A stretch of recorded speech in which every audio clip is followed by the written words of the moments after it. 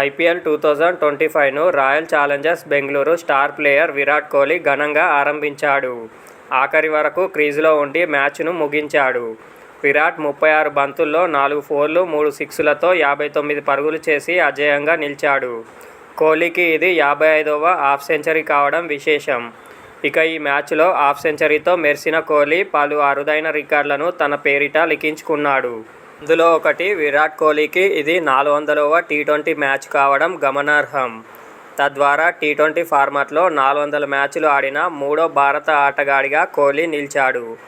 రోహిత్ శర్మ 448, దినేష్ కార్తీక్ 412తో తొలి 2 స్థానాల్లో కొనసాగుతున్నారు. కాగా భారత్ తరపున 125 మ్యాచ్లు ఆడిన కోహ్లీ ఆర్సీబీ తరపున 268 మ్యాచ్లు ఆడాడు. ఐపీఎల్లో కేకేఆర్పై 1000 పరుగుల మైలురాయిని అందుకున్న మూడో క్రికెటర్గా కోహ్లీ నిలిచాడు. కేకేఆర్పై అత్యధిక పరుగులు సాధించిన ఆటగాళ్ల జాబితాలో Aussies star opener David Warner అగ్రస్థానంలో ఉన్నాడు. వార్నర్ 28 ఇన్నింగ్స్లలో 43.72 సగటుతో 1093 పరుగులు చేశాడు. రెండో స్థానంలో ముంబై ఇండియన్స్ స్టార్ ఆటగాడు రోహిత్ శర్మ ఉన్నాడు. హిట్మ్యాన్ 34 ఇన్నింగ్స్లలో 39.62 సగటుతో 1070 పరుగులు చేశాడు. ఐపీఎల్ చరిత్రలో 4 జట్లపై 1000 పరుగులు పూర్తి చేసుకున్న తొలి క్రికెటర్గా విరాట్ రికార్డులోకి ఎక్కాడు.